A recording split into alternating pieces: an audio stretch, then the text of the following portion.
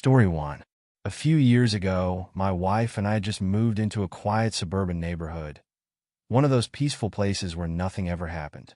The neighbors were friendly, the streets were clean, and it felt like a good change after years of living in noisy, cramped apartments. For the first time in our lives, we had a house with a yard and a driveway, something that gave us a sense of security. One weekend, my wife went to visit her sister, leaving me alone at the house. I didn't mind. I was looking forward to a quiet evening of watching a movie, maybe having a beer, and getting to bed early. It was just another ordinary night. That's what I told myself. Around 10 p.m., I heard a faint sound. At first, I thought it was just the wind, maybe a branch brushing against the window. But after a minute, I realized the sound wasn't coming from the window. It was coming from the front door. A soft, persistent tapping. Not the kind of knock you'd expect from someone trying to get your attention. No, it was lighter, almost like scratching. I stood up, my heart picking up its pace a little. It was late. No one should be knocking on my door at this time, especially not in a place like this. I hesitated before walking to the door. Part of me thought it might be nothing, a stray cat or something harmless. But when I got to the door and peeked through the peephole, there was no one there. Just the empty street, bathed in the dim glow of the porch light. That's when I saw it. A small package, wrapped in plain brown paper, sitting on the welcome mat. No address, no postage, just a box. I stared at it for a moment, trying to figure out if I had ordered something online and forgotten about it. But no, I hadn't. I opened the door, glancing around to see if anyone was out there. Nothing. The street was still, not a soul in sight. I picked up the package. It was heavier than I expected for something so small. I brought it inside and set it on the kitchen table, not sure what to make of it. I debated opening it right away, but decided to wait until morning. Maybe it was a mistake. Maybe it was for someone else. So, I left it there and went back to the living room, trying to relax. About half an hour later, as I was scrolling through the channels on TV, I heard another sound, this time coming from the back door. It was the same light tapping. My heart rate spiked. I slowly stood up and crept toward the kitchen, where the back door led to the yard. I flicked on the outside light and cautiously approached the door. No one was there. I checked the lock, secure. But then I noticed something that made my blood run cold. The package had moved. It wasn't on the kitchen table anymore. It was on the floor, just a few feet away from where I had left it. I knew I hadn't touched it. I was alone in the house, and there was no reason it should have moved. My chest tightened. I walked over to it, trying to convince myself it was nothing, just a mistake, a trick of my memory. But when I crouched down to pick it up, I noticed a small tear in the brown paper wrapping. Inside the tear was something unmistakable. Hair. Human hair, dark and tangled. My stomach churned. I backed away from the package, not wanting to know what was inside, but needing to. I grabbed a kitchen knife and carefully sliced open the rest of the paper. Underneath was an old wooden box, roughly the size of a shoebox, with a simple metal latch. My hands were shaking as I undid the latch and lifted the lid. Inside were teeth. Human teeth, dozens of them, piled loosely in the box. Small, yellowed, each one worn like they had been ripped out long ago. My breath caught in my throat, and I had to steady myself against the table. Beneath the teeth was something worse, a photograph. It was an old Polaroid, faded and creased. In the picture was a little girl, no older than 8, standing in a yard. My yard. The trees in the background were unmistakable. I felt like the air had been sucked out of the room. My mind raced. Who had left this? Why? And then, the tapping came again, this time louder, more forceful. I looked up, heart pounding, and saw a figure standing just outside the living room window. A face, pale and hollow-eyed, pressed against the glass. It was grinning at me, teeth exposed, yellow and cracked, like the ones in the box. The skin around the eyes was thin, stretched tight, making them look wide and unblinking. I stumbled back, my body frozen with fear. The figure raised a hand, fingers long and thin, and pointed at the box on the floor. Then, with slow, deliberate movements. It mouthed something through the glass. "You have it." I didn't stay to watch what happened next. I grabbed my phone, the knife still clutched in my hand, and ran to the bedroom, locking the door behind me. My hands shook so badly I could barely dial 911. I told the operator everything about the box, the teeth, the figure outside my window. By the time the police arrived, the figure was gone. The yard was empty, and the house looked normal, except for the box.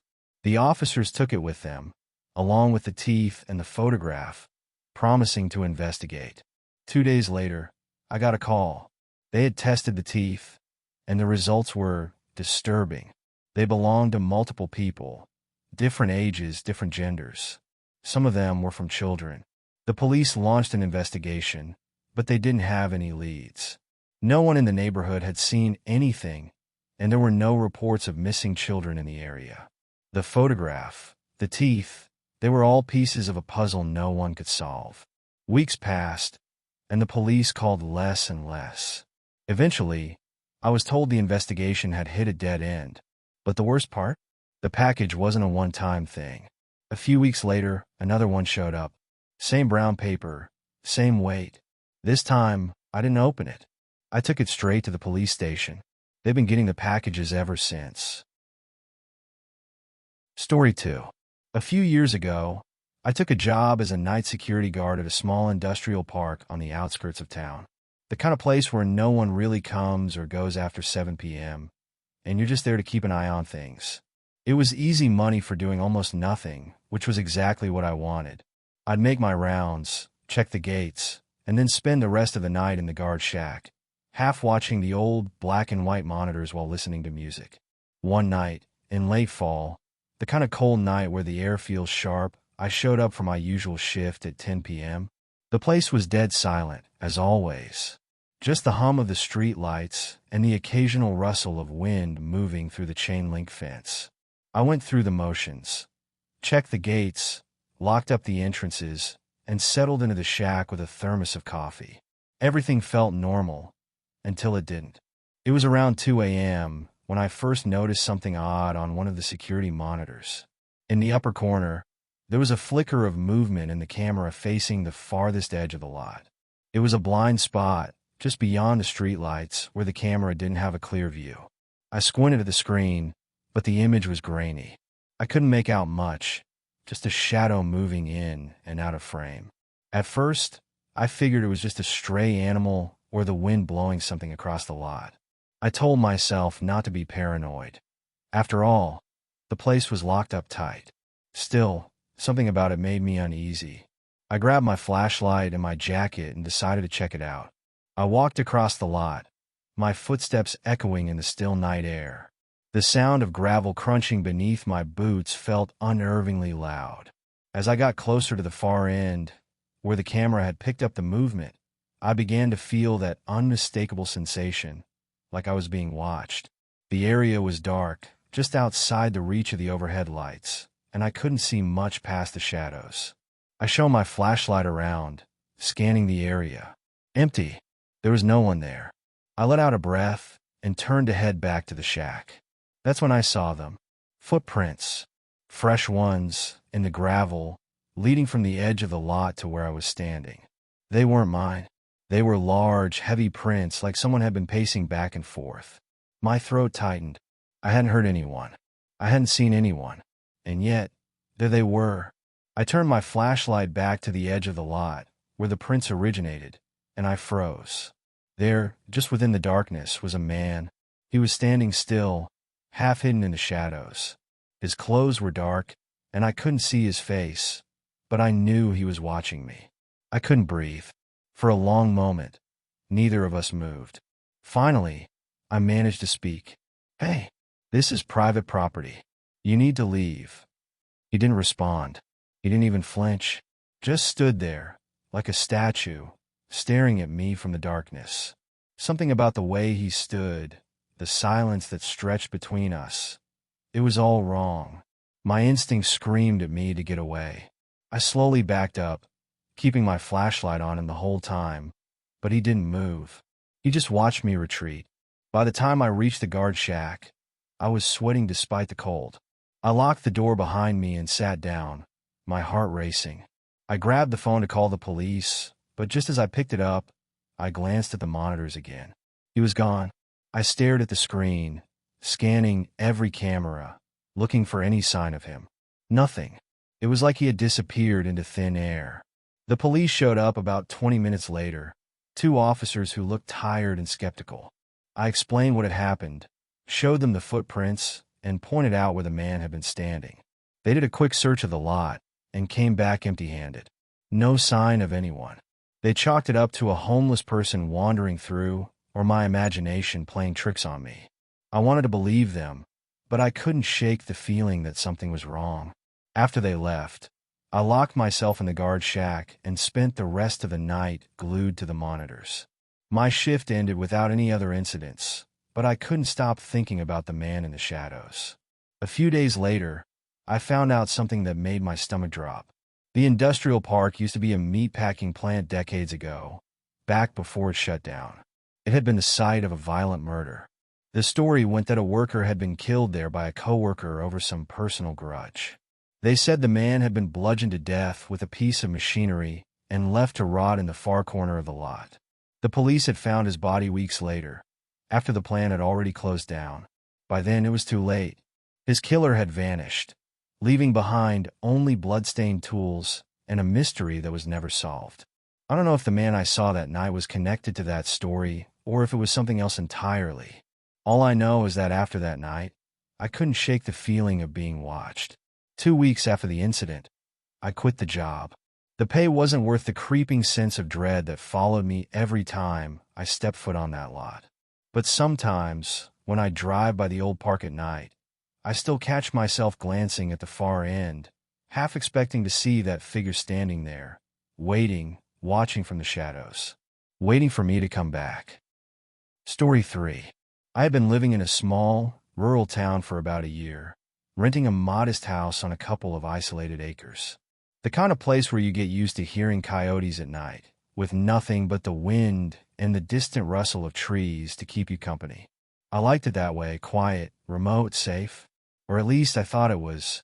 It was late November, and the nights had grown long and bone-chilling.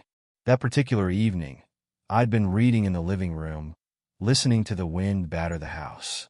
The trees outside scraped against the windows, and the wooden beams creaked from the cold. I remember feeling a bit uneasy, but I chalked it up to the typical rural sounds at night.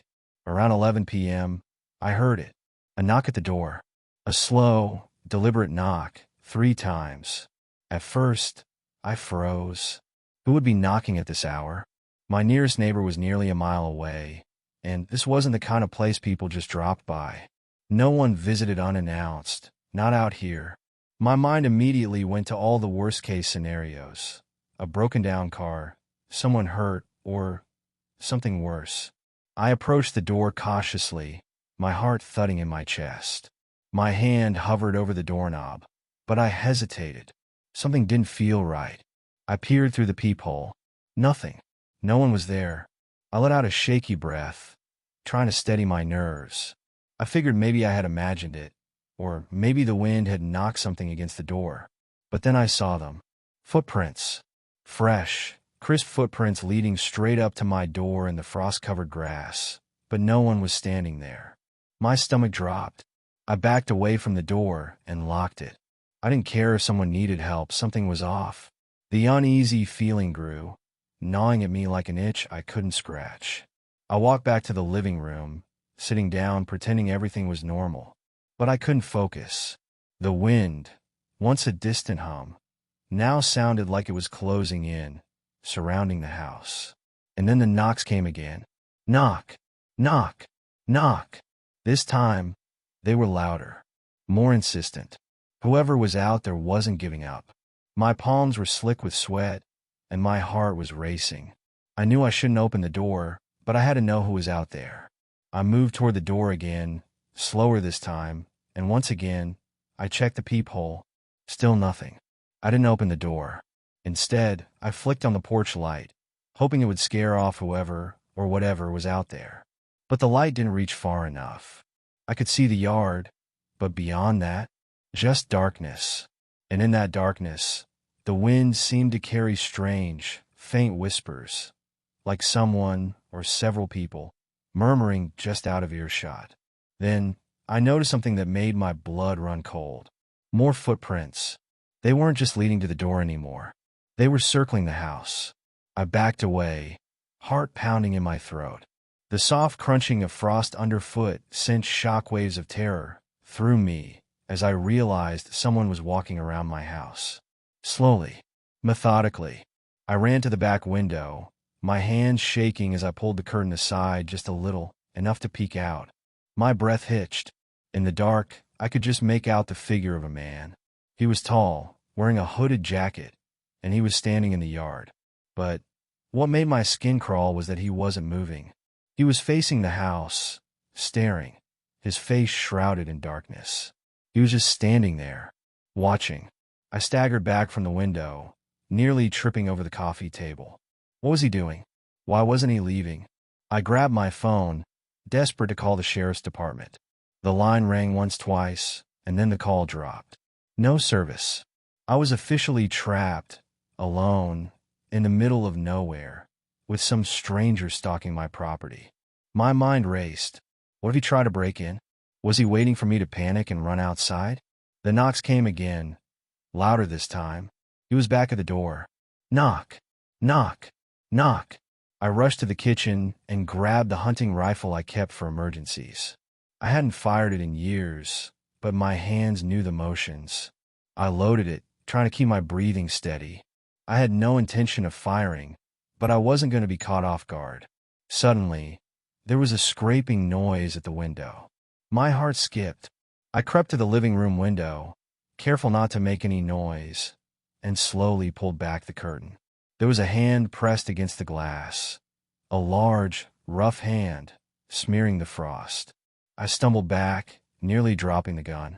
The figure was outside the window now, crouching low, trying to peer inside. I had to act fast.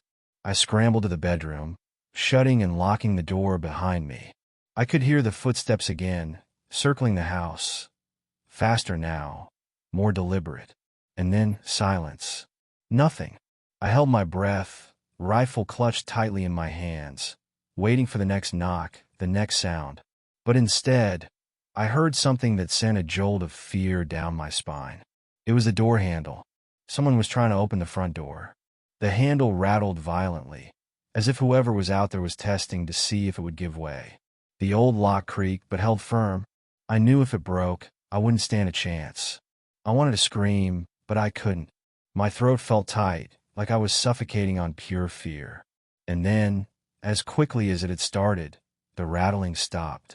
I didn't hear footsteps walking away. I didn't hear anything. I stayed in my bedroom until the first light of dawn. When I finally mustered the courage to check the house, I found the front door scratched and dented, the handle bent as if someone had tried to wrench it off. The worst part?